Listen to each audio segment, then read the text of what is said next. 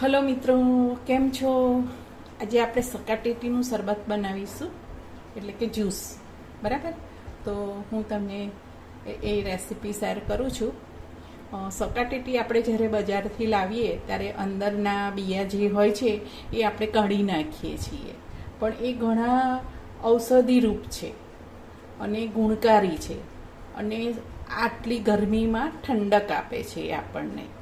એટલે એનો શરબત પીવો એ બહુ જ આપણા માટે ઔષધિરૂપ છે. એટલે ચાલો મિત્રો, આજે હું તમને એનું શરબત બનાવીને શેર કરું છું એ રેસીપી. હવે હું આજે બજાર ગઈ હતી તો એક સકાટેટી લઈ આવી છે અને એમાંથી આ જે અંદરના બી છે એ મેં કાઢી લીધા છે અને જે બધી નસો હતી એ બધી કાઢી લીધી છે. ખાલી બી અને એની અંદર જે રહેલું પાણી છે એ મેં લીધું છે. ખૂબ જ ગુણકારી છે અને ઠંડક આપે છે આપણને.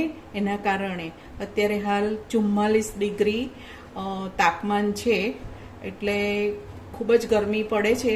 તો મને એમ થયું કે આ શરબત હું તમારી આગળ શેર કરું અને તમે પણ બનાવીને પીવો.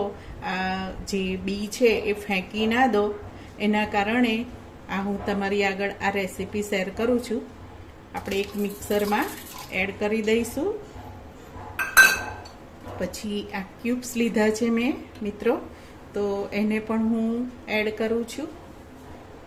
આ રીતે મેં ક્યુબ્સ પણ એડ કર્યા છે અને એ અંદર જે બી હતા એ પણ એડ કર્યા છે મિત્રો.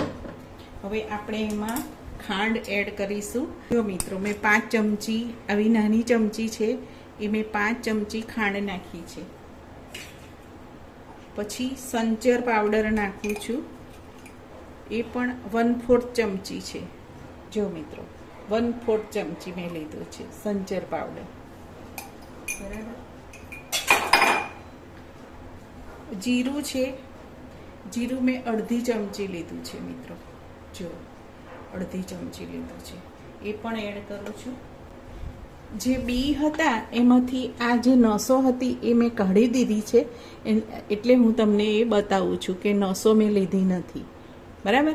એ કાઢી નાખવાની, કારણ કે એ ખાવામાં આવે તો સારી નથી લાગતી, ટેસ્ટ બદલાઈ જાય છે શરબતનો, એના કારણે. તો મિત્રો, તમે પણ એવું કરી શકો છો. આ જે નસો છે એ કાઢી લેવાની અને જે બી હોય એ લેવાના અને એનું પાણી યુઝ કરવાનું. ઓકે? આપણે એ રીતે કરીએ છીએ.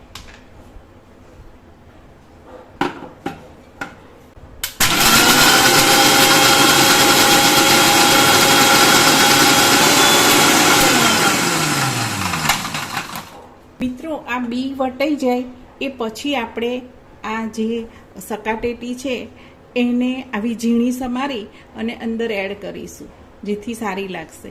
ઓકે? જોઈ લો. બરાબર? મેં અડધી વાટકી લીધી છે અને એ પછી ઉપરથી પણ આપણે આવી રીતે ક્યુબ્સ કરીને નાખીશું.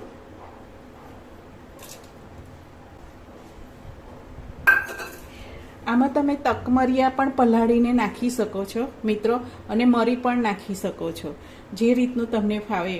તકમરિયા મેં પલાળ્યા નથી એટલે મેં એડ કર્યા નથી, કારણ કે અડધો કલાક એને પલાળવા પડે, તો મેં નાખ્યા નથી. અને આ રીતે પણ સરસ લાગે છે, પણ મરી પાવડર હું નાખીશ. મરી પાવડર છે એ મેં 1/4 ચમચી લીધું છે, એ નાખું છું, અંદર એડ કરું છું.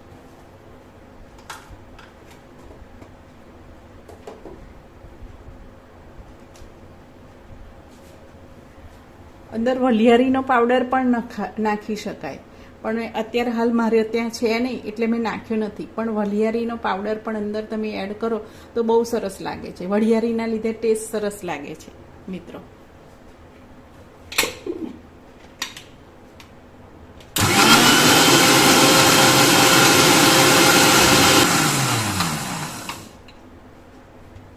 બસ આપણું આ થઈ ગયું છે, સરસ જ્યુસ બની ગયું છે. હવે આપણે ગાળી લઈશું મિત્રો અને એમાં દૂધ એડ કરીશું.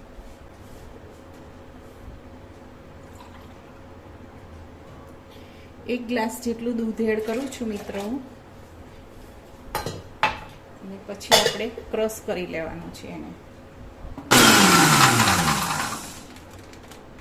હવે આ ક્રશ થઈ ગયું છે મિત્રો, એટલે આપણે ગાળી લઈશું ગ્લાસમાં અને સર્વ કરીશું. અમે બધું ગાળી લીધું છે ને આ જે કચરો છે એ આપણે ફેંકી દઈશું. આ ઉપરના જે બીના છોડિયા હોય એ કચરા તરીકે આ રીતે નીકળી જાય છે, બરાબર. અને આ મેં ગાળી લીધું છે. તો ચલો મિત્રો, હવે સર્વ કરીશું આપણે. આ રીતે આપણે સર્વ કરીશું. સુપર બન્યું છે આપણું જ્યુસ. ગ્લાસ રેડી થઈ ગયું છે આપણું.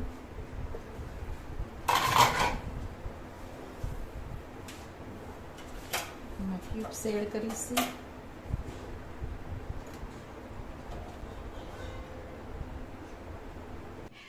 અમે સર્વ કરી દીધું છે. હવે તમને મારી રેસીપી કેવી લાગી એ મને કહેજો, કોમેન્ટ કરજો, શેર કરજો, લાઈક કરજો. ઓકે, તો ફરીથી બીજા વિડીયોમાં મળીશું. આવજો.